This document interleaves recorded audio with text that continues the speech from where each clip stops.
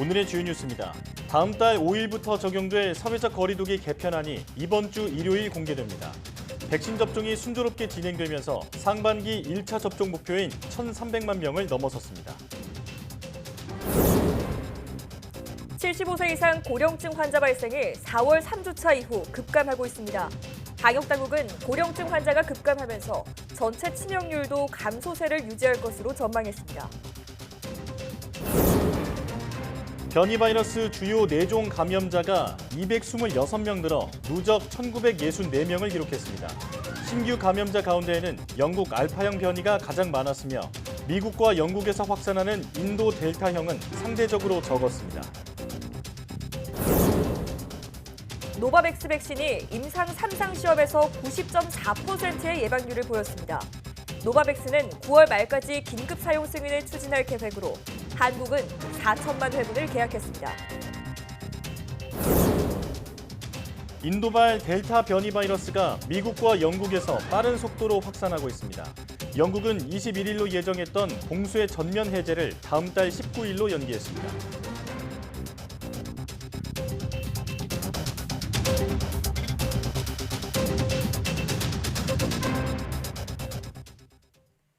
여러분 안녕하십니까? 사이언스 투데이 시작합니다. 다음 달 5일부터 적용될 사회적 거리두기 개편안이 오는 일요일 공개됩니다. 중앙사고수습본부는 거리두기 단계와 기준 등을 새롭게 마련한 개편 확정안을 일요일에 공개할 예정이라고 밝혔습니다. 그동안 관련 소상공인, 지자체와 함께 논의를 이어왔는데 현재는 몇 가지 사안에 대한 방역 조치를 어떻게 할 건지 마무리 조율을 하고 있다고 설명했습니다. 개편안은 현재 거리두기 5단계를 4단계로 줄이고 다중이용시설 영업금지를 최소화하는 내용을 담고 있습니다. 코로나19 백신 1차 접종자가 1,300만 명을 넘어섰습니다. 질병관리청은 15일 2시 반 기준 1차 접종자가 1,300만 명, 전체 국민의 25%를 넘어섰다고 밝혔습니다. 상반기 1,300만 명 접종 목표를 조기에 달성하면서 이달까지 1,400만 명 접종도 가능할 것으로 보입니다. 정부는 오는 9월까지는 전 국민 70%를 1차 접종, 11월까지는 2차 접종까지 맞춰 집단 면역을 달성하겠다는 계획입니다. 75세 이상 고령층 환자 발생이 4월 셋째 주 이후 급감하고 있습니다. 중앙방역대책본부는 코로나19 감염병 정례 브리핑에서 75세 이상 고령층 확진자가 지난해 연말 10만 명당 15.8명꼴에서 지난주 10만 명당 2.3명꼴로 감소했다며 예방접종의 효과가 입증되고 있다고 밝혔습니다. 또 치명률이 높은 고령층에서 환자 발생이 감소하면서 전체 치명률도 감소세를 유지할 것으로 예상한다고 말했습니다. 변이 바이러스 주요 4종 감염자가 226명 늘어 누적 1,964명을 기록했습니다. 중앙방역대책본부는 코로나19 감염병 정례 브리핑에서 최근 일주일 동안 모두 631건의 코로나19 유전자 분석이 진행됐고 226건의 변이 바이러스가 추가로 확인돼 변이 발견율은 35.8%였다고 밝혔습니다. 신규 감염자 가운데는 영국 알파형 변이가 192명으로 가장 많았으며 미국과 영국에서 확산하는 인도 델타형은 30명이었습니다. 외교부는 코로나19 대유행에 따른 전 세계 대상 특별 여행주의보를 다음 달 15일까지 다시 연장했습니다.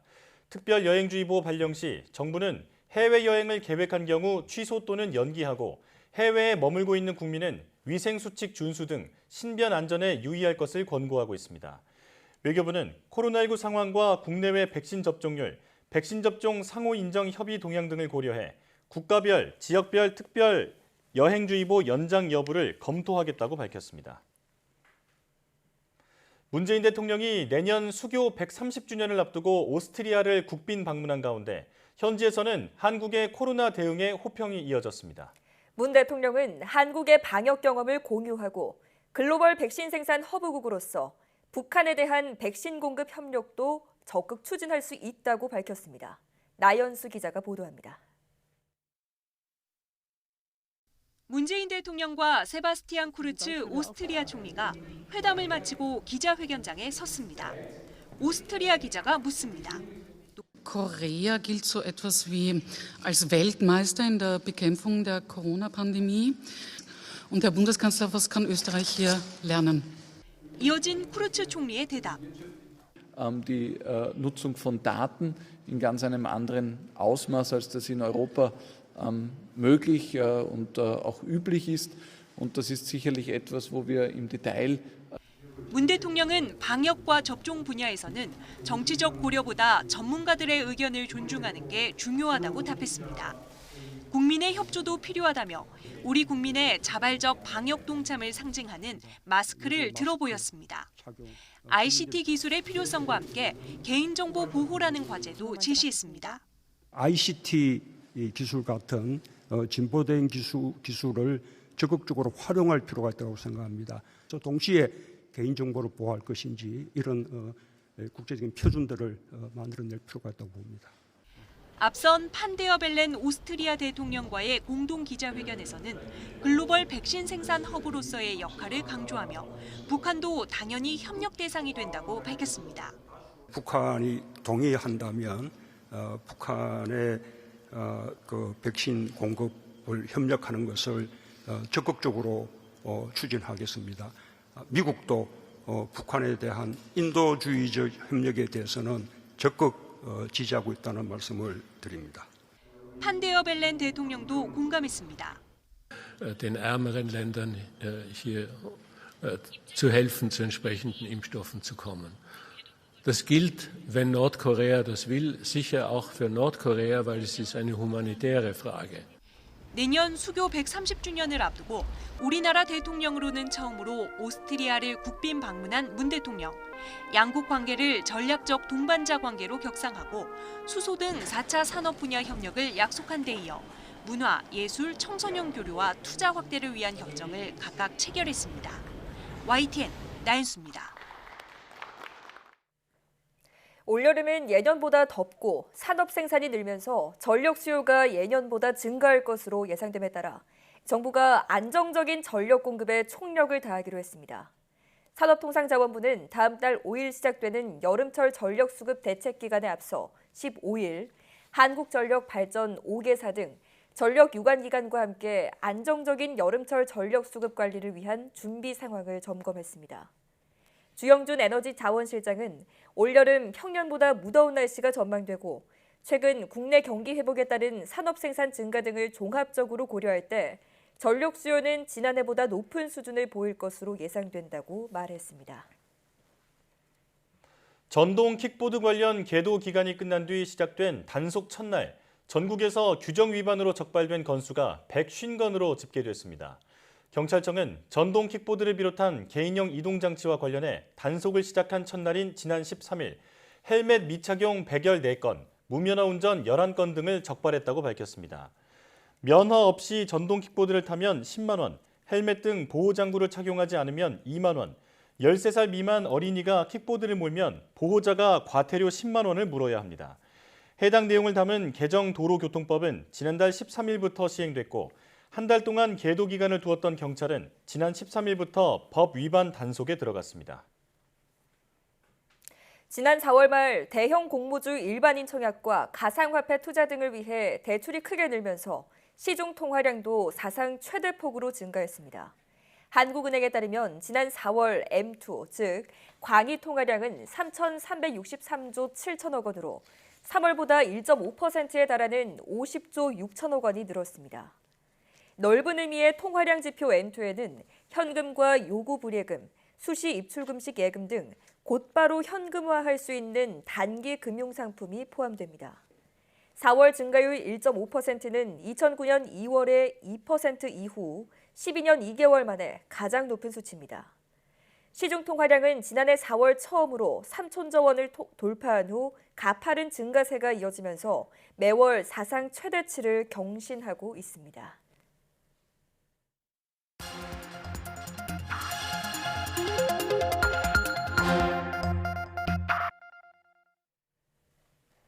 다양한 분야의 과학 이슈를 과학기자의 시각으로 집중 분석하는 사이언스 취재파일 시간입니다. 네, 스튜디오에 이혜리 기자 나와 있습니다.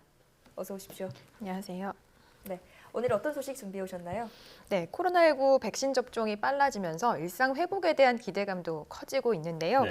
소비 심리가 조금씩 살아나려는 조짐을 보이고 있고요. 또 여행 상품 구매하신 분들도 있더라고요. 네. 네, 많은 분들이 오랫동안 기다려온 이런 일상 회복이 조만간 현실화할 수 있을지 오늘 이 시간에 자세히 알아보도록 하겠습니다. 네. 코로나19 때문에 1년 넘게 답답한 시간을 보냈잖아요. 저도 코로나19 끝나면 가장 먼저 해외여행을 하고 싶거든요. 네, 저도 일단 좀 이 답답한 마스크를 벗고 여행을 좀 마음껏 다니고 싶은데요. 네. 실제로 이 코로나19 백신 접종 확대로 인해서 일상 회복 심리가, 기대 심리가 나타나면서 가장 먼저 이 여행 업계의 훈풍이 조금씩 불기 시작했습니다. 네.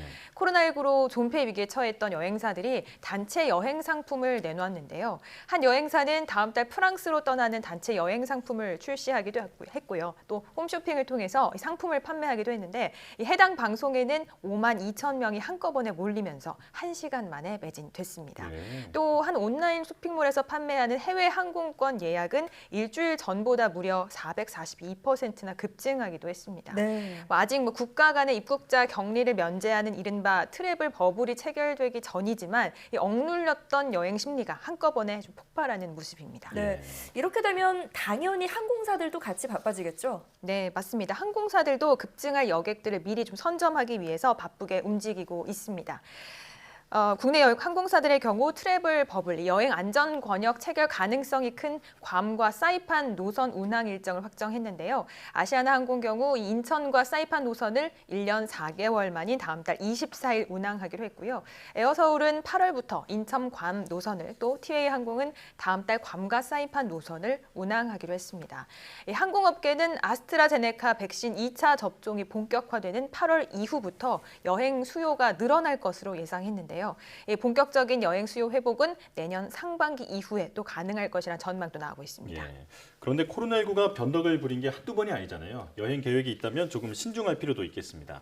자, 일단 여행업계는 가뭄의 단비를 만난 것처럼 보이는데 영화관과 레저 업계도 다시 살아나고 있다고요? 네, 맞습니다. 지난 주말에는 이 8개월 만에 경기도에 있는 한 워터파크가 개장을 하기도 했는데요. 이 워터파크는 재개장하면서 이 백신 접종자 할인 행사를 펼쳤습니다. 우선 6월 한 달 동안 이 백신 1차 접종자는 입장료를 한 20% 깎아주고 접종을 완전히 마치면 공짜로 들어올 수 있다는 조건을 내걸었습니다. 네. 영화관들도 백신 접종자 혜택을 마련했는데요. 백신 접종자에게 관람료를 절반가량 할인해주기 시작했고요. 그 외에 리조트의 경우 숙박료를 감면해주거나 놀이시설, 주차장 요금을 깎아주는 등 이 백신 접종자를 모시기 위한 혜택을 내세우고 있습니다. 네. 참 오랜만에 이런 활기가 도는 것 같아서 참 반갑고 좋은데요. 그래도 이런 인센티브가 늘어나는 것과 동시에 이 방역에는 빈틈이 생기지 않을까 우려도 나오고 있잖아요. 네, 맞습니다. 백신 접종률이 목표했던 것보다 더 빠르게 달성된 건 굉장히 고무적인 일이긴 하지만 아직 안심할 수는 없습니다. 일단 최근 한 달 하루 평균 확진자는 500명대로 적지 않고요. 확진자가 주변 사람 몇 명을 감염시키는지를 보여주는 감염 재생산 지수도 2를 넘어선 상황입니다. 예. 이 때문에 당분간 신규 확진자도 적지 않은 숫자로 계속해서 나올 것으로 보이는데요.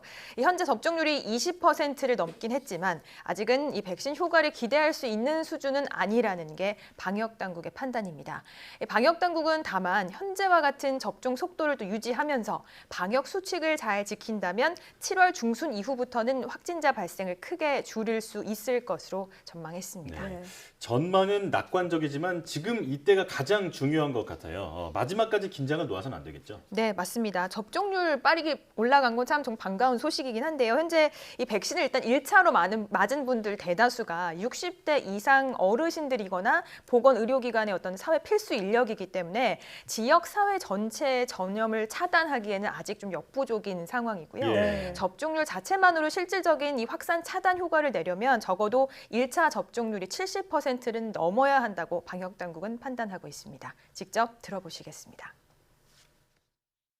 전체적인 그 전파 차단과 전체 규모를 줄이기 위해서는 9월 달 적어도 70% 1차 접종까지는 진행이 돼야 어느 정도의 지역사회 전파 차단을 좀 논의할 수 있는 수준이라고 보고 있습니다. 오늘 그 300명대를 기록한 거는 아마 주말의 영향도 있고 또 최근에 계절적인 그런 이유로 굉장히 많은 환기를 시행하고 있어서 그런 밀폐된 환경들이 줄어들고 또 하는 그런 부분들, 그리고 국민 여러분들께서 방역 수칙을 철저히 지켜주시고 또 지자체에서 열심히 현장 점검과 또 방역 수칙에 대한 안내를 한 그런 노력들이 같이 담겨 있는 그런 수치라고 보고 있습니다. 네, 자, 정은경 질병관리청장 인터뷰 보고 왔는데요. 아직 여러 가지 변수들이 남아있으니 방심하지 말아야겠습니다. 자, 특히 이번 여름을 좀 무사히 잘 넘겨야 되겠다 이런 생각도 좀 들거든요. 네, 맞습니다. 일단은 백신 공급 이 속도가 바이러스 전파 속도를 못 따라가고 있는 현실이긴 하거든요. 또 변이 바이러스라는 변수도 있기 때문에 예. 여전히 좀 방역에 철저히 관심을 기울여셔야 할 것 같고요. 당분간은 개인 위생 수칙도 잘 지켜야 할 것 같습니다. 네. 곳곳에서 반가운 소식이 들리면서 일상 회복에 좀 희망이 보이고 있지만 아직 갈 길이 좀 남았으니까 끝까지 힘을 좀 내야겠습니다. 자, 지금까지 이혜리 기자와 함께했습니다. 고맙습니다.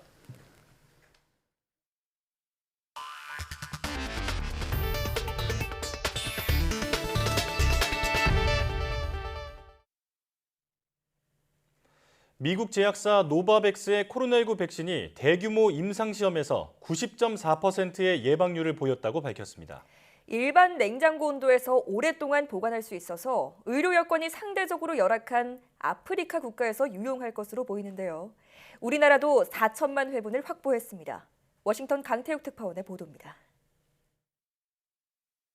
노바백스가 자사 백신의 코로나19 감염 예방률이 90.4%로 나타났다고 밝혔습니다. 백신의 중증 감염 예방률은 100%, 주요 변이 바이러스에 대한 예방률은 93%.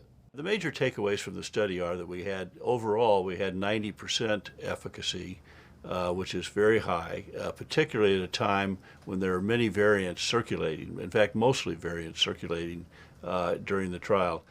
이는 미국과 멕시코에서 3만 명에 가까운 18세 이상 자원자들을 대상으로 임상시험을 시행한 결과입니다. 노바백스는 백신의 안정성을 확인했다고 강조했습니다. 또 일반 냉장고 온도에서 오랫동안 보관할 수 있다고 설명했습니다. 이에 따라 초기 생산 백신의 많은 물량을 중저소득 국가들에게 주기로 했습니다. We need vaccines to go globally, particularly in low and middle income countries, and our vaccine is uniquely suited for that because it's stable at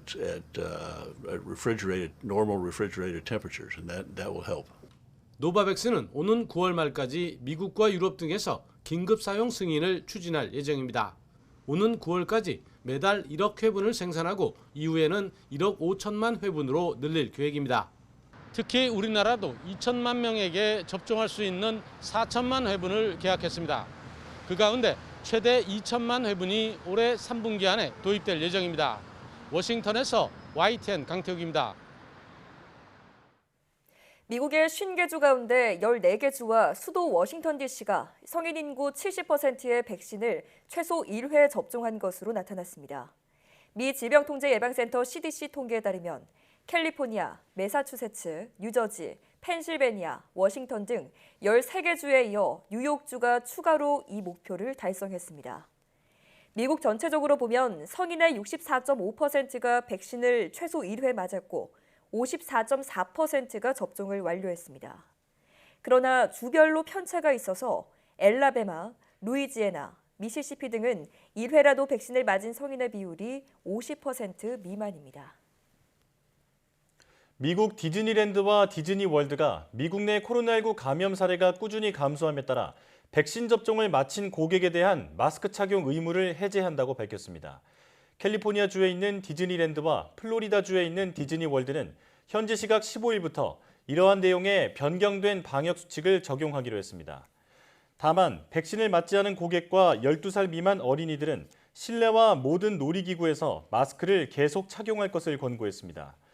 또 모든 방문객은 백신 접종 여부와 관계없이 놀이공원 통행용 버스와 모노레일, 곤돌라에 탑승할 경우 마스크를 써야 합니다. 미국과 영국에서 인도에서 처음 확인된 코로나19 델타 변이 바이러스가 빠른 속도로 확산하고 있습니다. 이에 따라 영국은 오는 21일로 잡아놨던 봉쇄 전면 해제 날짜를 다음 달 19일로 연기했습니다. 김원배 기자가 보도합니다. 스콧 고틀리브 전 미국 식품의약국 국장은 지금 미국에서 인도발 변이, 즉 델타 변이는 코로나19 감염자의 약 10%이고 2주마다 2배로 늘고 있다고 말했습니다. 이어 델타 변이가 가을로 접어들면서 새로운 유행병을 촉발할 수 있다고 경고했습니다. 고틀리브 전 국장은 백신 접종이 덜 된 미국 일부 지역, 특히 백신 접종률이 낮은 도시들을 낀 남부 일부는 델타 변이로 인한 대규모 발병 사태를 보게 될 위험이 있다고 생각한다고 말했습니다. 미국에서는 18살 이상 승인의 64.4%가 코로나19 백신을 최소 1회 맞았지만 엘라베마, 루이지애나, 미시시피, 와이오밍주는 이 비율이 채 50%가 되지 않습니다. 가장 먼저 백신 접종을 시작한 영국에서도 델타 변이가 빠른 속도로 확산하면서 결국 봉쇄 전면 해제 날짜를 오는 21일에서 다음 달 19일로 연기했습니다. 현재 영국에서 발생하는 코로나19 확진자의 90% 이상은 델타 변이에 감염된 것으로 나타났습니다. And that's why we're so concerned by the Delta variant that is now spreading faster than the third wave that was predicted in the February roadmap. We're seeing cases growing by about 64% per week. 지난 3월부터 5주 간격을 두고 4단계에 걸쳐 봉쇄 조치를 서서히 완화해온 영국에서는 봉쇄가 모두 풀리는 21일을 자유의 날로 부르며 고대했으나 결국 델타 변이의 발목이 잡혔습니다. 보리스 존슨 영국 총리는 코로나19 백신을 2차 접종까지 마친 사람이 늘어나고 있기 때문에 연기가 4주 이상은 필요하지 않을 것으로 확신한다고 말했습니다. YTN 김원배입니다. 거브레여수스 WHO 사무총장은 현지 시간 14일 코로나19 백신을 제공하겠다는 G7의 약속을 환영하지만 백신이 더 필요하다고 강조했습니다. 거브레여수스 사무총장은 화상 언론 브리핑에서 바이러스 확산이 백신 배분보다 빨라 매일 10,000명 넘게 숨지고 있다며 G7의 백신 기부 발표는 큰 도움이 되겠지만 더 많이, 더 빨리 백신을 배분하는 게 필요하다고 강조했습니다. 이어 G7이 내년 정상회의 때 모이기 전까지 전 세계 인구 70% 이상이 백신을 접종하길 바란다면서 이를 위해서는 백신 110억 회분이 필요하다며 G7과 G20은 이를 실현할 수 있다고 말했습니다. 거브레여수스 사무총장의 이 같은 발언은 최근 델타 변이의 빠른 확산과 세계적인 백신 공급의 부익부 빈익빈 현상을 우려한 것으로 풀이됩니다.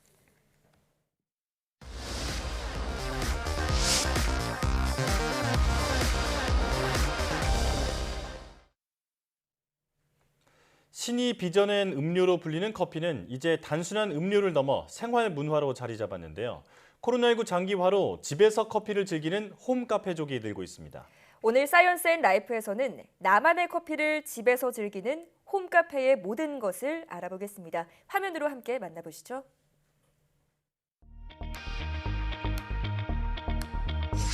전 세계인들이 가장 사랑하는 음료, 커피. 신이 빚어낸 음료라고도 불리죠. 우리나라 20세 이상 성인들은 1년에 350잔 이상의 커피를 마신다고 합니다. 커피의 인기와 더불어 사회적 거리두기로 집에서 보내는 시간이 많은 요즘 홈카페가 인기입니다. 최고급 커피를 저렴한 가격에 즐길 수 있는 홈카페. 나만의 공간에서 향긋한 커피 한 잔이 주는 여유로움을 함께 느껴보시죠. 커피 맛집으로 소문났다는 이곳. 언뜻 보기엔 평범한 가정집 같지만 주방 한쪽에 명중 씨만의 홈카페가 있습니다. 능숙하게 커피 머신을 만지는 명중 씨는 SNS에서도 유명한 홈카페족입니다. 저희 집에는 그라인더가 5대, 그리고 에스프레소 머신이 3대, 그리고 핸드드립 머신이 2대 정도 있어요. 육아 시작하면서 저희가 이제 와이프랑 저랑 외출을 잘 못하니까 집에서 커피를 마셔보자 해서 시작한 게 이렇게 된 것 같아요. 커피 맛을 위해 하나둘 모으다 보니 많아진 홈카페 용품들. 하지만 무엇보다 중요한 게 있답니다. 바로 커피콩입니다. 모두 다른 종류의 커피콩들인데요. 그런데 우리가 알던 커피콩 색과는 좀 달라 보입니다. 원두가 되기 전 상태인 생두인 상태예요. 보통은 볶아진 원두를 구입하지만 커피를 만드는 전 과정을 직접 하고 싶어 생두를 이용한답니다. 대체 몇 종류나 되는 걸까요? 제가 가지고 있는 생두가 100종류는 넘을 거고 한 무게로 따지면 100kg는 아마 넘어갈 것 같아요. 세계에서 품질 1위라는 콜롬비아의 생두부터 엘살바도르, 브라질까지 원산지도 다양합니다. 원산지에 따라 맛과 향이 다르다는데요. 산미가 있고 약간 과일이나 꽃향을 느끼고 싶다면 에티오피아산을 고르시는 게 좋고요. 쓰고 커피 좀 마셨다라는 느낌을 받고 싶으시다면 뭐 브라질, 인도, 뭐 인도네시아 적당히 쓰고 적당히 단 커피를 원하신다면 콜롬비아 커피를 선택하시는 게 좋을 것 같아요. 신선한 커피를 마시기 위해 생두도 집에서 직접 볶습니다. 볶는 과정을 로스팅이라고 부르는데요. 생두는 먹을 수 없어요. 생두는 이렇게 열을 주고 익혀서 로스팅 과정을 거쳐야만 먹을 수 있게 변해요. 160도씨에서 240도씨 사이 15분에서 20분 정도 로스팅하면 갈색 빛깔의 원두가 됩니다.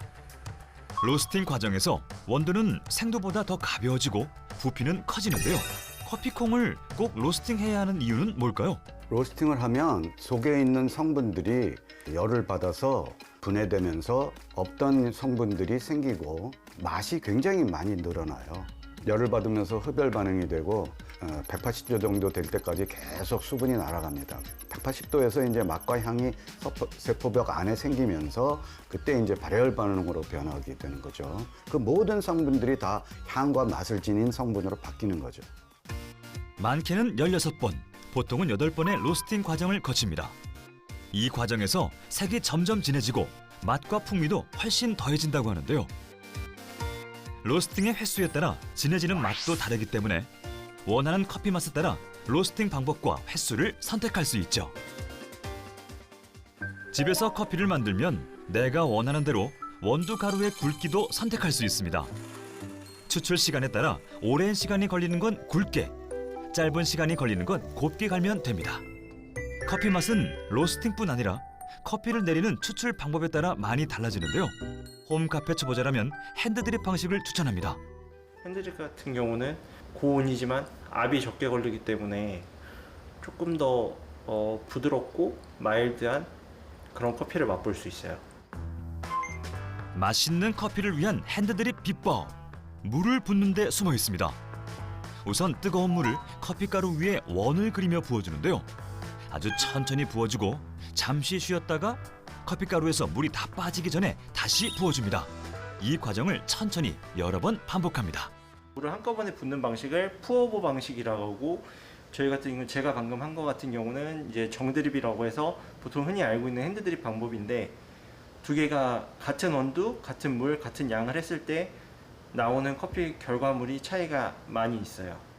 시간이 오래 걸리지만 정성을 들인 만큼 더욱 진하고 맛있는 커피가 추출된다고 합니다. 그런데 한 번에 물을 붓지 않고 천천히 여러 번 나눠서 물을 부어야 하는 이유는 뭘까요? 적당한 분쇄도가 됐다고 가정하면 그 다음부터는 커피를 너무 빨리 따르게 되면 속 끝까지 들어가지 못해요. 그래서 거죽만 훑고 지나가기 때문에 연한 커피가 될 수밖에 없고, 그래서 적당하게 천천히 그 속에 있는 커피가 가지고 있는 맛과 향은 다 나오고 세포벽이 탄 맛을 안 나오게 하는 그 과정이 가장 중요하겠죠. 어떤 경우에도 성공하는 팁은 진하게 조금 받아서 거기다가 뜨거운 물 타 먹는 게 항상 실패하진 않는 방법이에요. 커피를 볶고 추출하는 과정들이 번거로워 보이기도 하지만 명중 씨에겐 최상의 커피를 맛보기 위한 과정일 뿐이라는데요. 사 먹는 커피 가지고 요새 만들어 드신 커피 뭐죠? 전 당연히 제가 제 손으로 직접 볶고 제 손으로 내리는 커피가 훨씬 더 좋아요. 하루에 커피 한 잔이 가지고 있는 이 가치가 되게 높다고 생각을 해요. 그래서 정말 좋은 커피를 매일 하루에 한 잔 마시는 게 저한테 되게 큰 행복이에요. 힘을 뜻하는 에티오피아어 카와에서 유래된 이름 커피. 커피의 카페인은 각성 효과뿐 아니라 뇌에서 행복 호르몬이라고 불리는 도파민을 분비시킵니다. 커피는 6세기경 에티오피아의 칼디라는 양을 치던 목동에 의해 처음 발견됐습니다. 이후 이슬람 수도승들에 의해 세계로 퍼져나갔죠. 베토벤부터 나폴레옹까지 커피 맛에 반했습니다. 우리나라에선 고종 황제가 최초로 커피를 마셨다고 합니다. 커피의 종류는 추출 방식에 따라 나뉘기도 하는데요. 핸드 드립처럼 물을 넣어 걸러내는 건 여과식입니다. 현대에 많이 쓰이는 에스프레소 머신처럼 압력을 이용하면 가압식이라고 하는데요. 보통 진한 에스프레소를 추출할 때 사용합니다. 보통의 차처럼 물에 장시간 우려내는 건 침출식인데요. 우리가 흔히 알고 있는 콜드브루도 침출식 추출 방법을 사용합니다. 이렇게 커피 추출 방식만 수백 가지에 이른다고 하는데요. 이번엔 명중 씨가 준비한 좀 특별한 추출 방법. 이건 뭔가요? 마치 실험 도구처럼 생겼습니다. 사이폰이라는 커피 추출 장비예요. 이제 알코올 램프를 통해서 이제 물이 끓으면 위로 커피를 이제 뚫고 물이 올라오고 다시 알코올을 빼주면 과학적 원리로 밑으로 쏟아지면서 커피를 마실 수 있는 되게 신기한 과학적인 그런 추출 장비예요. 사이폰 커피 기구의 아래엔 물을, 위에는 커피 가루를 넣어줍니다. 알코올 램프에 불을 켜고 플라스크에 담긴 물을 끓여주는데요. 물과 커피 가루가 섞이지 않고 각각 다른 플라스크에 있는데 어떻게 커피가 될지 궁금합니다. 잠시 후 물이 끓기 시작하자 마법처럼 아래에 있던 물이 위로 차올라 커피 가루를 적십니다. 어떠한 장치도 없이 과학 원리만을 이용한 겁니다. 이제 커피를 추출할 차례입니다. 램프를 치우자 다시 위에 있던 물이 아래로 흐르면서 커피가 추출되는데요. 단지 열을 제거했을 뿐인데 아래로 이동한 물. 저절로 물이 올라가고 내려가는 사이폰 커피의 원리는 무엇일까요?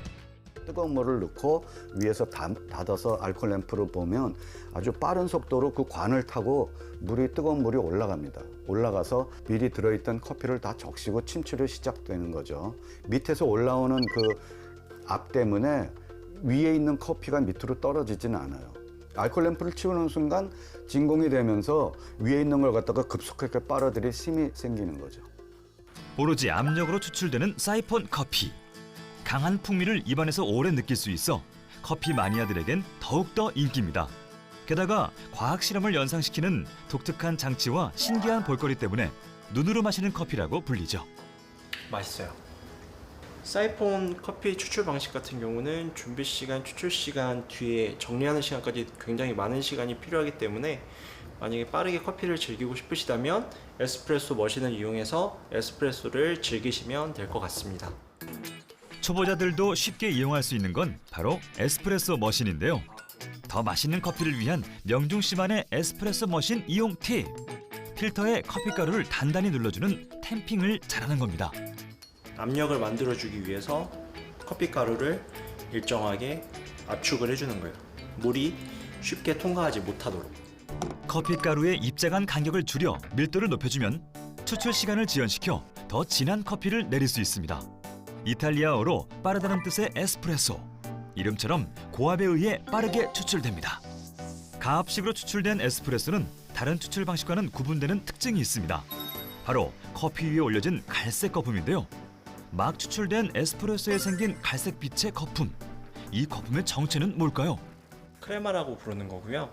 에스프레소를 추출할 때 이제 핸드드립과는 다르게 고압으로 추출하다 보니까 이제 커피 안에 있는 지방층이 뜨거운 물을 만나서 녹으면서 위에 생기는 거품이라고, 크림이라고 얘기 드리면 될 것 같아요.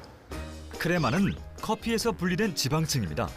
커피 위를 덮고 있어 단열층 역할을 해 커피가 빨리 식는 것을 막아줍니다. 크레마가 생기는 원리는 무엇일까요? 프레시한 커피다라는 걸 증명해주는 그런 증표기 때문에 크레마가 중요한 거예요. 커피 볶을 때 생긴 이산화탄소와 기체를 아라비노 갈락탄이 둘러싸서 기포를 생기게 만든 것이 크레마입니다. 너무 굵게 되면 크레마 안 생겨요. 너무 곱게 갈아도 추출되는 시간이 너무 길기 때문에 그래도 또 크레마가 안 생겨요. 크레마가 있어야지 맛있고 크레마가 없어야지 맛없고 그런 건 전혀 아니에요. 홈 카페에서만 즐길 수 있는 다양한 커피의 매력. 맛있네. 이거 완전 뭐야? 이거 브라질. 싱글? 싱글. 네. 맛있게 잘 된 것 같아요. 왜 왔으셨는데?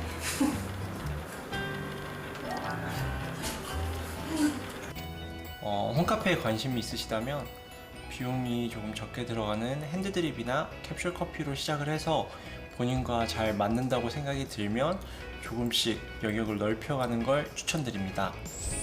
일률적인 커피 맛에서 벗어나 취향이 담긴 나만의 커피를 만들 수 있는 홈카페. 밖에 나가지 않아도 커피 한 잔이면 힐링할 수 있습니다. 간단한 핸드드립부터 시도해 우리 집 바리스타가 돼보는 건 어떨까요?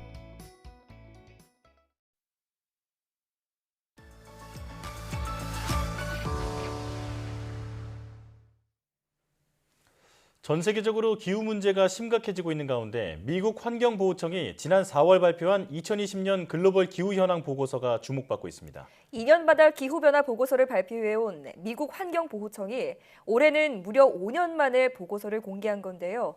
오늘 날씨학개론에서는 어렵게 공개된 2020년 글로벌 기후 현황 보고서에 대해 자세한 이야기 나눠보겠습니다. 오늘도 K웨더 반기성 센터장과 함께합니다. 어서 오십시오. 네, 안녕하세요. 네, 안녕하십니까. 미국 환경보호청이 원래는 2년마다 발표를 한다고 하는데 지금 이건 5년 동안이나 그 발표가 안 됐었거든요. 네. 왜 그랬던 건가요? 일단 먼저 미국 환경보호청을 좀 말씀드려야 될 것 같은데요. 미국 환경보호청은 미국 환경에 관련한 모든 입법 제정 또 법안 예산을 책정을 하고요. 미국 국민의 건강과 환경 보존을 주 임무로 하는 기관입니다. 예. 이제 미국에는 상당히 다양한 기후변화 연구기관들이 있죠. 미국 국립기상청, 그다음에 세계적으로 가장 유명한 미 해양대기청, 우리가 이제 흔히 얘기하면 노아라고 부르죠. 네. 그다음 미 항공우주국 나사 등이 주도적인 기후 변화를 연구를 합니다. 그러나 이제 미 환경보호청도 기후 및 환경 건강에 대한 연구 및 보고서를 만들기도 하는데요. 미 환경보호청은 기후 변화 보고서를 작성을 해서 매 2년 주기로 발표를 해왔습니다. 네.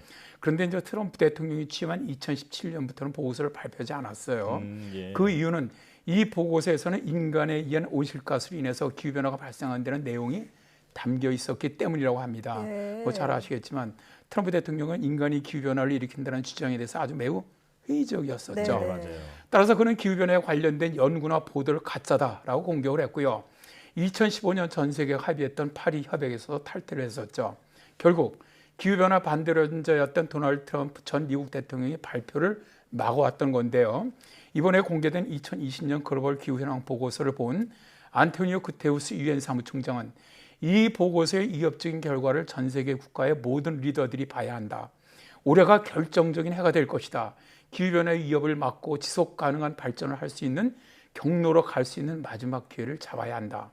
우리의 도전은 분명하다. 네. 기후위기의 최악의 영향을 피하려면 지구온도 상승을 산업화 이전 기준 섭씨 1.5도 이내로 제한을 해야 하며 이것은 2030년까지 2010년 대비 전 세계 온실가스 배출량을 45% 정도 줄이고 2050년까지는 순배출량 제로에 도달해야 한다는 것을 의미한다라고 경고하고 나섰죠. 네.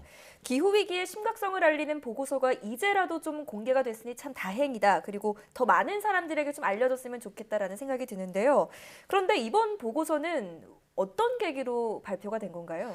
일단 2020년 글로벌 기후현황 보고서는 안토니오 구테우스 유엔 사무총장 또 패트릭 탈라스 WMO 세계기상기구입니다. 네. 사무총장이 공동으로 발표를 했는데요.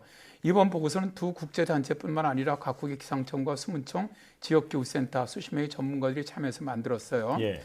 보고서에서는 기후지표에 대한 폭넓은 분석 내용을 담았는데 여기에 코로나19가 전 세계에 퍼진 이후 육지와 해양 생태계에 인류에게 기후와 날씨가 어떤 영향을 끼쳤는지도 포함이 되었죠. 이번 보고서는 미 환경보호청 웹사이트의 기후변화 지표 업데이트로 우리가 이제 알게 된 것이죠. 네. 기후변화 지표는 특정 지역 및 기간 동안 특정 환경 또는 사회적 조건의 생태 또는 추세를 나타내는 건데요. 미 환경보호청에서 업데이트한 기후변화 지표에는 지구온난화를 가져오는 온실가스, 또 기온 상승, 해수면 상승과 해수온도 상승으로 인한 산성화, 빙하와 눈의 녹음, 생태계 파괴 등이 들어있는데요. 먼저 이제 보고서에서 기후지표 중에서 온실가스를 보면은 미국에서는 1990년부터 2019년까지 인간 활동으로 인한 온실가스 배출량이 2% 증가를 했습니다. 교통수단은 미국에서 온실가스 배출의 가장 큰 원천이고 다음은 전기 발전이었다고 밝혔는데요. 네. 미국은 이미 버락 오바마 대통령 당시부터 온실가스를 획기적으로 줄이는 정책을 펴왔기 때문에 증가율이 낮은 편입니다. 근데 세계적으로는 인간 활동에 의한 온실가스 순 배출량은 1990년부터 2019년까지 무려 43%나 증가를 했습니다. 예. 이로 인해서 1990년부터 2019년까지 인간이 지구 대기에 추가한 온실가스의 총 온난화 효과는 45%가 증가를 했는데요. 예. 온실가스 중에서 이산화탄소 관련된 온난화 효과만 36% 증가한 것으로 이번에 평가가 되었습니다. 네, 급격하게 영향을 미치고 있는 거군요. 자, 이 보고서가 공식 공개라기보다는 웹사이트의 업데이트를 통해서 이제 드러났다 이렇게 말씀해 주셨는데요. 자, 이 보고서처럼 인류의 온실가스 배출이 계속해서 증가하면 기상 현상들은 어떻게 되나요? 일단 기후와 날씨에 정말 엄청난 영향을 주게 되죠. 네.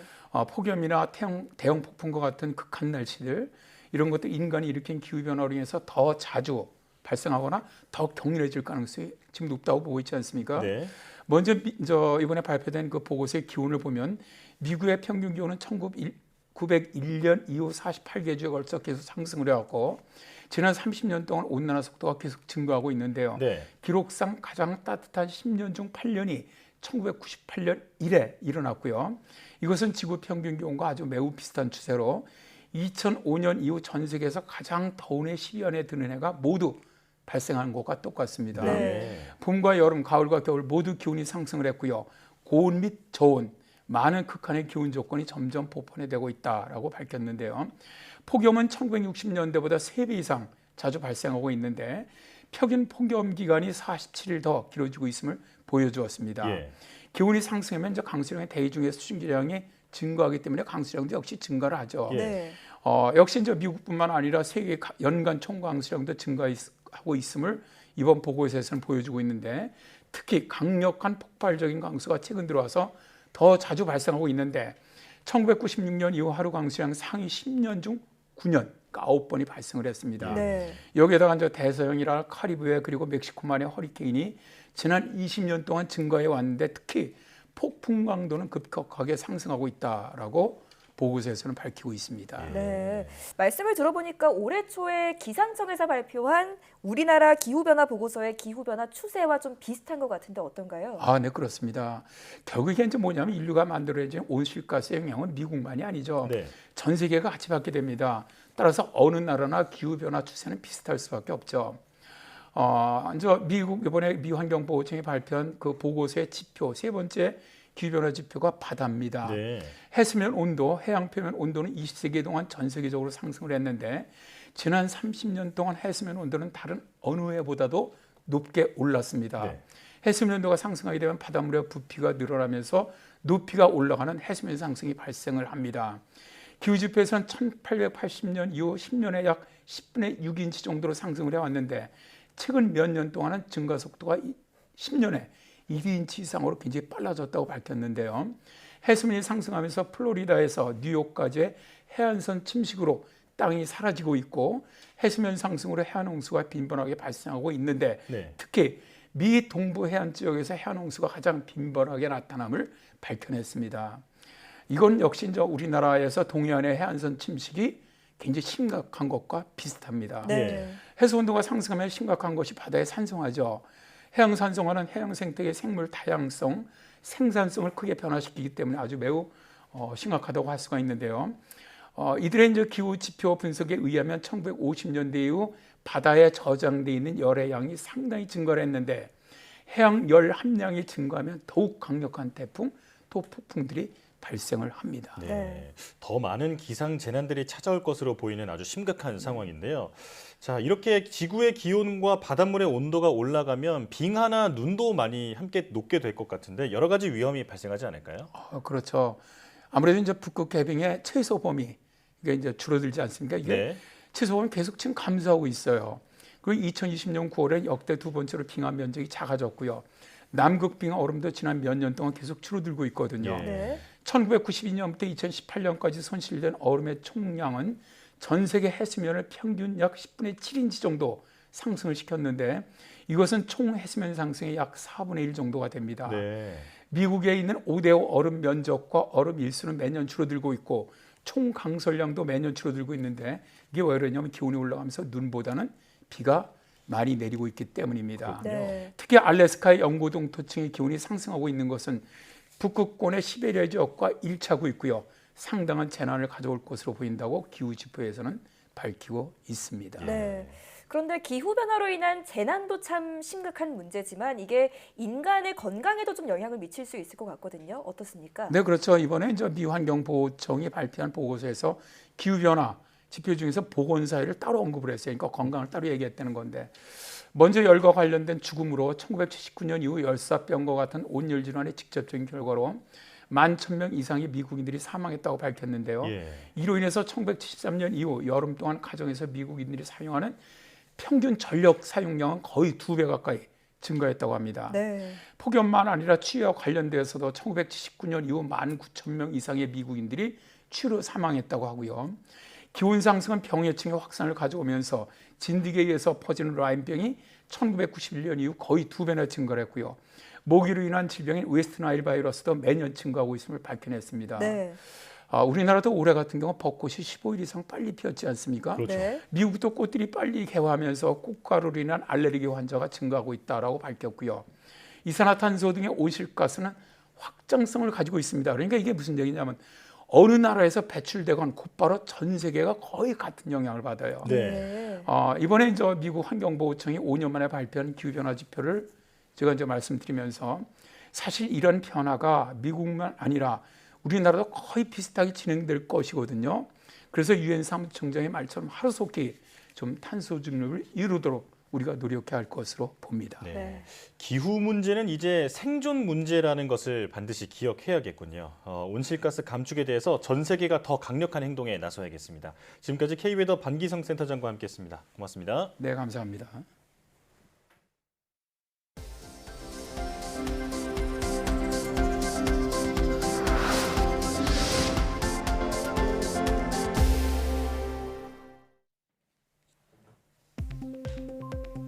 동물의 과잉 섭식이 억제되는 원리가 밝혀졌습니다.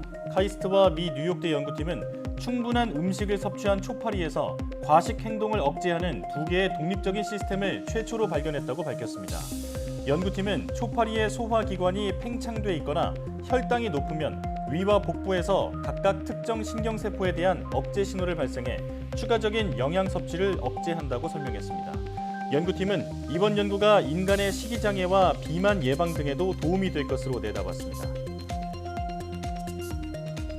국내 연구진이 뇌를 보호하는 혈뇌장벽을 모사한 인공칩을 개발하고 뇌감염을 일으키는 곰팡이의 유전자까지 규명했습니다.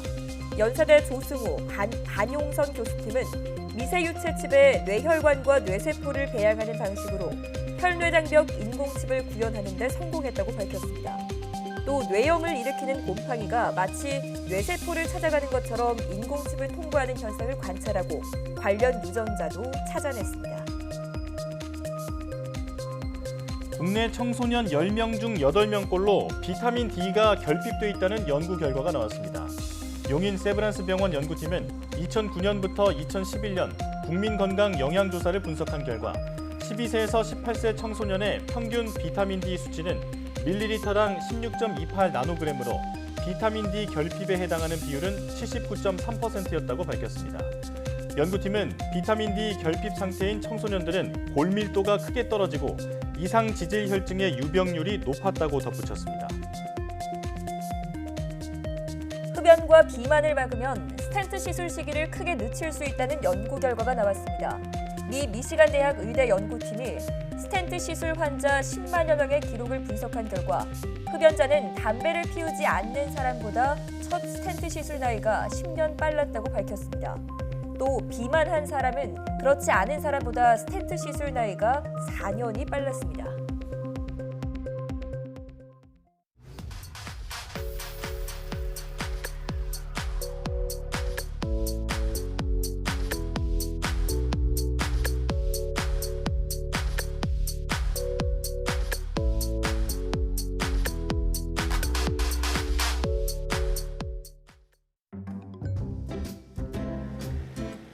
어저께 이제 말씀하신 집 중에 계단집 있었잖아, 계단집. 저기거든요, 저 집? 오, 야, 이거 뭐야? 저기를 어떻게 올라가? 그냥 산인데? 너무 위험하다. 겨울에는 일절 못 나가요. 눈 내려가 아무튼 몇 번 자빠지고. 우리가 더 튼튼하게만 만들어 보도록 하겠습니다.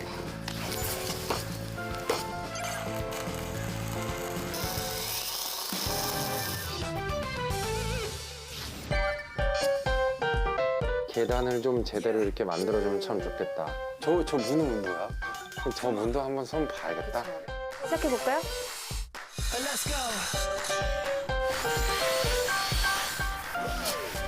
이 집을 지으신 분이 아버님이기 때문에 그냥 아버님한테 인정을 받아야 돼요. 맞아요. 아버님, 저 어떻게 좀 괜찮습니까? 잘 해놨습니까? 네. 고마웁니다. 고쳐디오가 이제는 집뿐만 아니라 산길 정비까지 해냈군요. 앞으로 어르신이 조금 더 안전하게 외출하실 수 있을 것 같습니다. 의뢰인이 있는 곳 어디든지 고쳐듀오가 찾아갑니다. 도움이 필요한 분들은 YTN 사이언스 홈페이지에 사연 남겨주시기 바랍니다. 어려운 시기 YTN 사이언스는 국민과 함께하겠습니다. 시청해주신 여러분 고맙습니다.